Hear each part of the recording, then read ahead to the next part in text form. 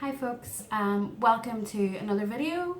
Hopefully you're watching another video. I've got a few other recipes on my YouTube channel if you want to check them out using some wild ingredients that you can find here in Northern Ireland.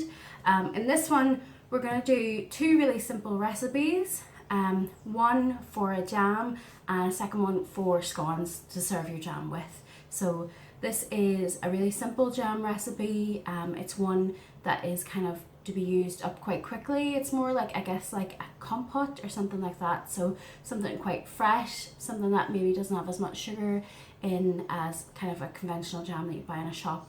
And it tastes all the better for it, in my opinion, and uses up kind of a smaller amount of fruit, say, than if you were doing like a big batch of jam. So this one's actually going to be using plums that are from last year that were grown locally, and then some elderflower as well, which is just about to finish. So this is a nice way to use it and preserve that lovely flavour for just a little bit longer. So we're going to get started. So just quickly going to run you through my ingredients. So in here I've got some plums, like flavours from last year that were in my freezer, and I very sensibly pitted them before I put them in there, which is what I recommend doing if you do have a glut of plums. Pit them first, stick them in the freezer. They freeze really well, they'll last a long time. So I've got about 300 grams here. I've got about 100 grams of just like granulated sugar, just normal sugar. I've got a few elderflowers, so there's like 3 or 4 heads here of elderflower, and they should smell lovely of elderflower to get that best flavour. I also have a little bit of elderflower cordial here that I've made a couple of weeks ago, so I'm going to add a little bit of that in to up that elderflower flavour. And I've also got a little bit of lemon juice here as well. So lemon juice is really helpful for our setting process, but also it helps enhance the flavour of all of these things as well. So it's a nice one to use. The first thing we're going to do is chop up our plums a little bit more. So they're already frozen, so they'll kind of already want to cook down quite easily when we put them on the heat. But I cut them up a little bit more so that the skins are kind of cut up into pieces so you don't have like a big piece of skin. So I'm going to do that first, and then I'm going to put them in the pan, and then I'll show you how to make the jam. So I have added my sugar to the plums here, and I've just got it on kind of a medium heat. I'm kind of letting the juices come out of the frozen fruit and kind of almost macerating them. So I'm going to bring that up to a boil before I add anything else. So I talked about lemon juice. I'm going to add that shortly. So the joy of this kind of recipe is that you can add as much sugar or sharpness as you like. So if you like it a little bit sharper, if you feel like you need a bit more tartness in it, you can add a little bit more lemon or a little bit less of the sugar.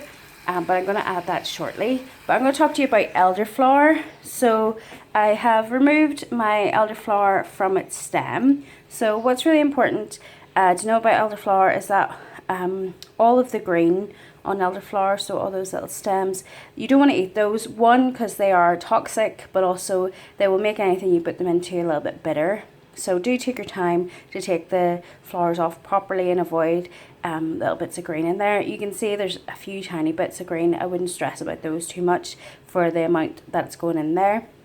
Thing to know about elderflower as well is that you want to pick it when it smells really good. So these blooms smell really kind of elderflower. They have that lovely kind of sweet lemonade scent. That's what you want, because that's what flavour we want to put into our jam. So make sure when you're picking, give them a wee sniff first. If they smell like fresh and kind of lovely, you know you've got the right thing. So we're going to add those in shortly as well. So I've taken my jam now off the heat. You can see it's still bubbling away because I'm using quite a heavy bottom pan here. But it's now kind of, you can see the plums have all broken down. Just there's still a little bit of texture in there, which is quite nice. But they're definitely kind of more of a kind of even texture, and lots of that lovely colour in the skins has come out as well. So at this stage I'm going to add a little dash of my elderflower cordial. So I'm just doing this to taste, you know, just like a little kind of taste in there, just a small amount, and stir that in. So that was a fermented cordial, which is why it's fizzing up like that. And then my flowers as well. So again, so you want to do this off the heat because you'll get the best of the flavour in there. So looks super pretty already. And then, because we want to eat this with our scones today, what I'm going to do is actually pour this out onto a tray. So I sometimes do this kind of get things cooled down quickly. You could just pour this straight into a jar. Give your jar a really good wash with soapy water, rinse it out, dry it, and pour your jam into there. But I'm actually going to pour this out onto this tray so I can use it really, really fast. So this kind of bigger surface area means I can eat this jam, you know, in about 20 minutes. Even better, pour it out onto a tray and pop it in the fridge, and then you can use it kind of like within, you know, within half an hour. So that's our jam. So I'm going to make the scones next, and then I'll show you what the jam finally looks like when it cools down. Next, I'm going to take you through the ingredients for our scones. So in here I've got 220 grams of self-raising flour. I've got 40 grams of some soft butter, 20 grams of sugar, and in here I've got about 100 grams of a mixture of yogurt and milk. So I would usually use buttermilk, but I didn't have any on hand, and this works just as well. So it's about half and half whole milk with some natural yogurt, so the kind of runny yogurt. So this is really, really easy. You can make these in about 5 minutes. So all we want to do is get our flour and kind of chuck our butter in there, and then we're going to rub these together. So just kind of taking the butter and kind of mixing the flour in it so it becomes all crumbly. So this should take really no time. So you can see there's kind of like a crumbliness to that now. So next we're going to throw it in our sugar. So easy peasy, just mix it around as well.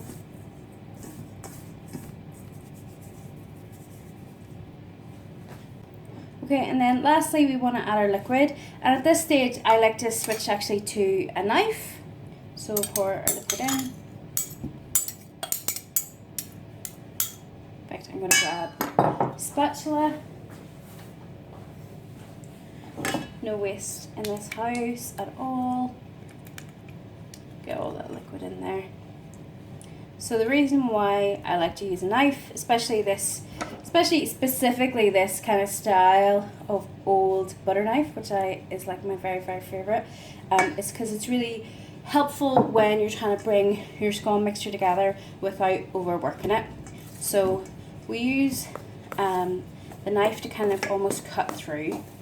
So when people talk about overworking, what they mean really is kind of kneading. So we're not really looking to knead this. We're really looking just to kind of hydrate everything in there.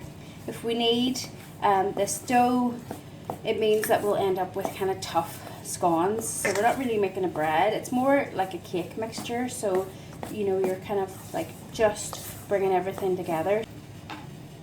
So you can see our dough is now at this stage, and it should kind of come together in your hand, almost like that. So it's just on the brink of becoming a dough. So last stage, just bring it together in your hands, kind of scraping everything out of the bowl, and then turn it out. You might need to bring everything together just a little bit more here. So again, at this stage, you want to be really gentle. So I would just give this maybe a couple of turns, and not really, like say, not kneading, more just like bringing it together.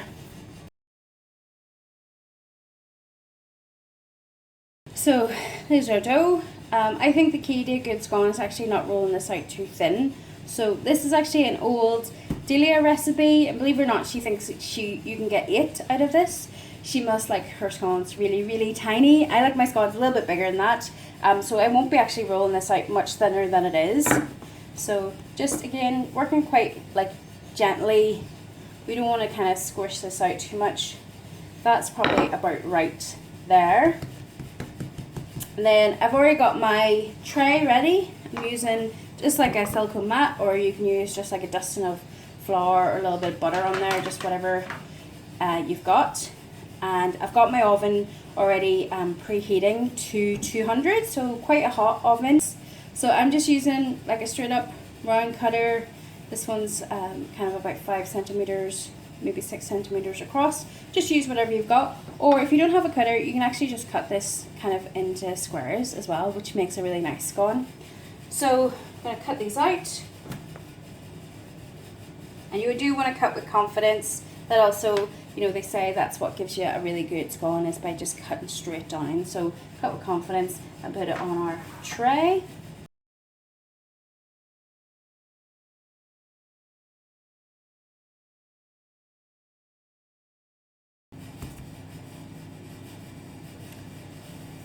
There's always one ugly leftover one at the end.